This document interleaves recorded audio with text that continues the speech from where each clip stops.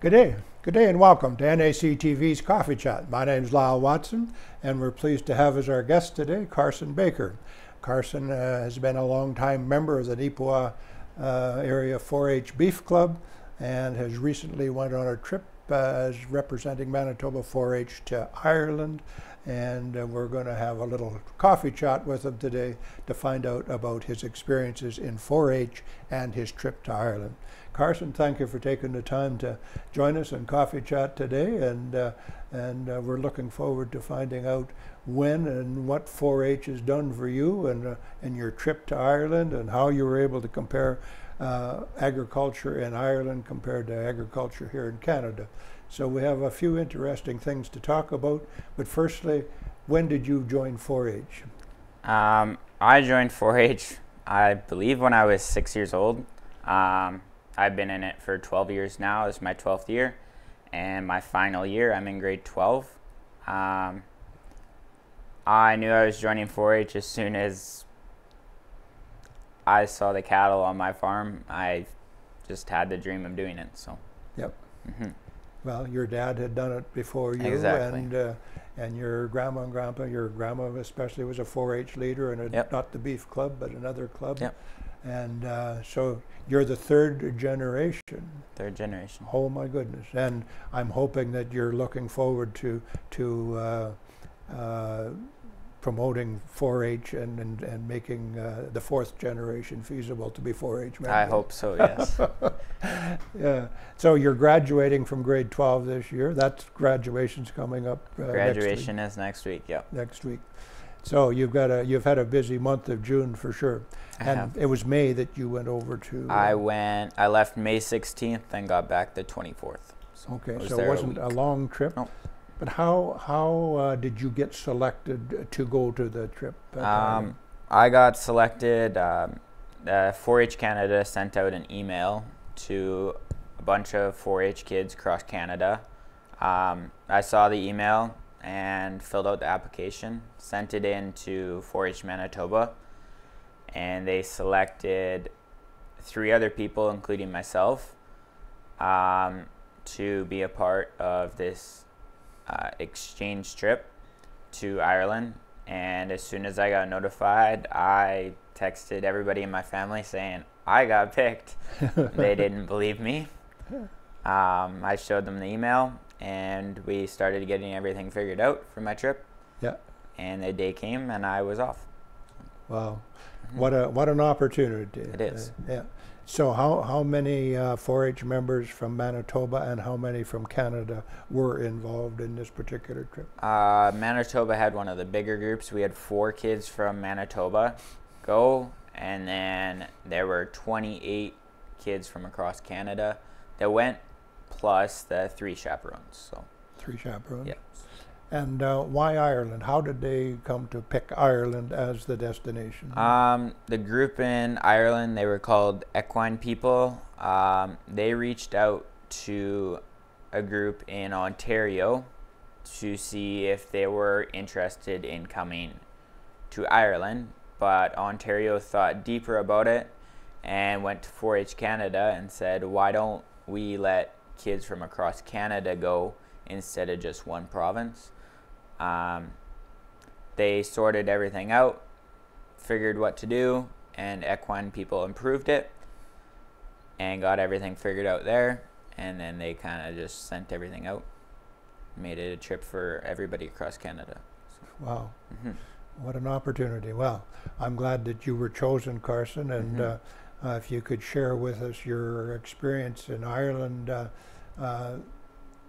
What was your first thought when you got to Ireland, comparing it to Canada, and how much of Ireland were you able to see in the time you were there? When we got over there, you could instantly tell that the place was a lot greener. It's a different atmosphere compared to Canada. Like when we left, it was not as green, but their growing seasons are a lot different. But they also had a lot of rain just before we got there. When we were there, we kind of covered the whole island, even though we were only there a week. We went north of Dublin, all the way up to Belfast, and then we went all the way back down to the middle of the island that night, stayed in our hometown, and then we would drive closer to the end of our trip. We went all the way to the west coast to the cliffs of Moher. Did a whole day there, a lot of hiking, a lot of walking, and then we went all the way down to the south to a sheepdog clinic. And we were kind of around the whole island pretty much. So really, that's quite a journey in 1 week's it time, is. isn't it? Yeah. So in your journey, were you discussing agricultural related life in Ireland and their methods compared to Canada? Was that the priority of the trip, or were you taking in other aspects of life in Ireland too? A lot of it was focused on their agriculture focuses. A lot of the days, like we did dairy tour, we did a water buffalo tour, we did beef tours, we did a sheepdog tour. It was a lot of agriculture focused, but we also took in their history, their landscape, everything like that. We went to a couple of broken down castles, ruins, everything like that. So we weren't just focused on agriculture, but the main focus was to learn what they do for their agriculture, what's different from ours. Yeah. And what are some of the bigger differences that you found between agriculture in Ireland and here in Canada? Their farms, they look a lot smaller, but when you talk about it with ours compared to theirs, they really aren't. Their dairy herds are the same size as ours. They're still milking 120 a day, which is relatively the same to us. Their farm, like grain crops, they're a lot smaller, but are still producing pretty well the same amount as to what we would be. It's kind of, yeah, they're very similar. The average farm in Ireland would be how many acres? Their average would be like 250. A big farm over there, for a lot of the bigger guys over there, would be like 350 acres. Compared to us, a bigger farm here would be over 6,000 acres. But they said they could easily get up, move, sell all their stuff, come to Canada and buy 6,000 acres and live happy. So, did you find that the farms there are passed down from one generation to the next more so than here, or was that something you were able to determine? They are passed down. There was the one beef guy we saw. I think he was the 4th generation passed down. So, and he was in his 30s, so he was already having kids. He had, so they were passed down quite a bit. Yeah. In terms of marketing their products, and we could use beef you're familiar with, and also hogs, for example. Their marketing system is more local than ours, is it not? Like they sell their product locally? They sell it locally. Their grading system is a lot different than ours. Their beef, they have Belgian Blues, which are a lot leaner type of meat. They have a lot more muscle to them, but not as much fat. Their grading system, they look more for the muscle than fat in their meat. So when you have a burger there compared to a burger here, it tastes a lot different. I learned that my first night there. I had a burger and I'm like, this isn't a burger. But yeah, their markets are a lot closer, but their system runs a lot different than ours. So on the average size of the herd of Belgian Blues, for example, how many cows would the average herd be? The one farm they buy 100 heifers or heifer calves each spring, They graze them all summer, all fall. The next year when they're a year old, they take them all to market. So then they had about 100 heifers, and they do that every year. Yeah. So. And that product, very little of it ever leaves Ireland, probably. They're starting now to ship a lot to Spain, Italy, kind of everywhere there. But they also import a lot of things like that into Ireland.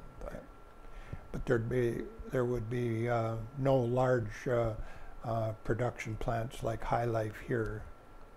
You wouldn't see a plant that not size. Not that size, I don't think. They might have a couple, but I don't think they'd be that intense and big. No. Yet. No. Were you able to compare the price of a hamburger, for example, there compared to here? I think they were relatively the same price, just different meat. Yeah. Yeah. Well, you've had a lot of experiences in 4-H through the years, and I would like you to expand a little bit on benefits that you have received for being a membership from the first year of age 6 that you were eligible to join until you're put your 12 years in, and you'll be moving on from the local 4-H club at this point. What are some of the benefits that you received from 4-H, Carson? There are a lot of benefits. My public speaking, I've had to do that since my first year in the club. I've been a provincial public speaker champion.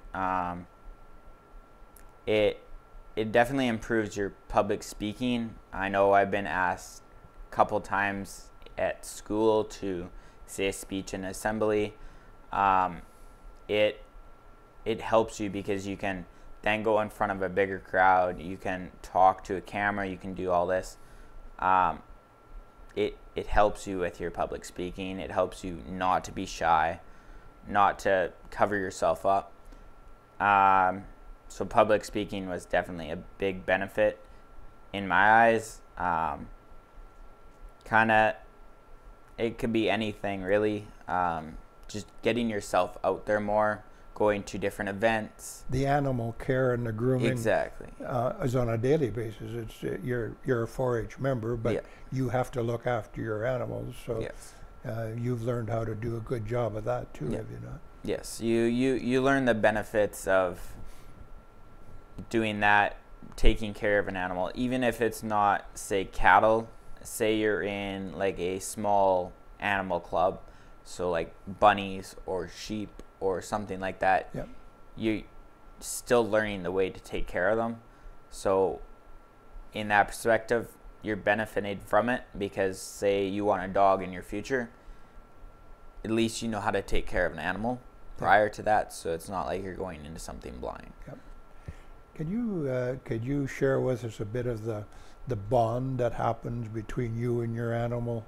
In your case, your beef show animals, and I know you showed heifers, steers, and bred heifers and cow-calf pairs. You've experienced the full gamut, and each of those animals had a special bond, did they not? Yes, I've always had a bond with all my animals. It's tough when you have to sell them, especially the steers. Even though you're only with your steer for a year, you connect with them in a way that some people wouldn't think you do. You make it through the show day, but as soon as you walk in the show ring, you know it's your last time with them, so it's hard. You push through it, but I know I haven't done it in a while. When I was younger, I would cry quite a bit when I walked into the sale ring. I didn't want to let them go. Getting better at it now, not doing it, but it is a tough thing. It's kind of the same with your heifer. I know you're not selling her, she's going back into your herd, but say she has a couple dead calves or doesn't catch and doesn't have a calf, it's hard because you're knowing, well, is she ever going to catch again, or do I have to sell her now? Like, or she has a dead calf. Well, great. Now she doesn't have a calf. Now she's not producing. So, and I went through that this year. My heifer, she had a dead set of twins. We had to call the vet out. Yeah. It's not fun, but it's also the way of farming. So it's, yeah, you get used to it when you get older. Yeah, but so it's a lesson to be learned. Yes, too. it is. Yeah. So you are still going to maintain some cattle on, even though you're going to be off to a new journey, yeah, after graduation? I know for sure I'm coming back to my cattle. There's a good group of them now, and I'll continue to grow them a little bit more after I come back, but they will always be there. And after graduation, where's your next step? You're off to where? After graduation in the fall, I've been accepted into Vermilion in Alberta to Lakeland College, and I'll be doing my agribusiness degree. Agribusiness? Yep. Okay, and does that prepare you to work in the agricultural field as well as if you decided to farm on your own? You would have benefits of both there? Yes, it opens every door up for me. I could do sales, I could do anything in the agriculture industry, and I would have every door open for me. So. Yep. Yep. Yeah. Well, that's kind of exciting. Mm-hmm. And there's lots of opportunities both on the farm and off the farm, you know, in the future ahead. Yep. Well, we wish you well in your, we congratulate you on your graduation from grade 12 here at NACI, and we wish you well in your journey into Lakeland College at Vermilion, and we wish you well there too. Yeah. Thank you. In terms of Ireland, would you go back to Ireland if you had a chance someday? If I had the opportunity to do it again, I would definitely not even blink. I would do it definitely again. It's well worth the opportunity to go. But I'd like to see maybe a couple different things too, like maybe just doing some of the cities one time. Like it would just be something different, but yeah, I would definitely go back. Yeah. What were some of the highlights of that trip, if you could share with us, Carson? Probably my biggest, and the thing, once they said it on one of the Zoom calls, and it was close to the end of the trip, I think it was the last day, but the water buffalo tour was definitely something that caught my eye. I didn't think you could do anything with water buffalo, but it turns out they would milk them, and they made cheese every single day with them. So it was, and we actually got to try some of the cheese. They made mozzarella cheese. They made a couple other cheeses, and then they also made a cheesecake too. So it was different, but it was definitely very interesting. Yeah. So yeah, that was probably my most favorite day there. So, yeah. Mm-hmm. So the economics of farming over there, were you there long enough to get a feel of it compared to the economics of farming here? Like they're the farms out there are self-supporting, are they not? Yes, they are. But they do have family members working off the farm also. I believe they do, but say the water buffalo farm, they're very based in their farm, because of their cheese. They have the cheese factory right there on the farm, so they have all of that. Plus, they have workers to do that. But yeah, they're very mainly focused on their farm. Yeah, so their farming is maybe a little more labor intense. They're not quite as automated as we are. Yeah. Some of the dairy farms are automated, but yeah, it's a lot of it's very labor intensive, but yeah. Mm-hmm. So would you see all the brand new equipment as we see as we drive across the prairies? Would you see it wouldn't be the same size, or no, it wouldn't all be new over there? No, a lot of their equipment is older. Their roads are a lot smaller. We kind of noticed that pretty quick because of their buses, like the tour buses that we were on that got us everywhere. He even had a hard time getting around some of the roads because they're so narrow. So a lot of their tractors are smaller in size. Okay, yeah. But they do have a lot. They have a lot of newer tractors. Just they might not just be as big as what we have. Yeah. Yeah. Yeah. That relates back to the size of the farm, really, doesn't it? Yeah. That too. Yeah. I don't know, in terms of the agricultural end of it, you mentioned there's beef and there's dairy and the water buffalo. Did you see, and you've seen some sheep farm, and what about hog farms? Was there any there? We didn't see hogs, but the first day we were there, we went up to Belfast and we were at the Balmoral show. It's a big agriculture show, so they had every possible animal there that you could see. We did end up seeing some hogs. Didn't see any shown or anything like that, but we did see them. But yeah. You were saying you went up to Northern Ireland too. Belfast. To Belfast. Yeah.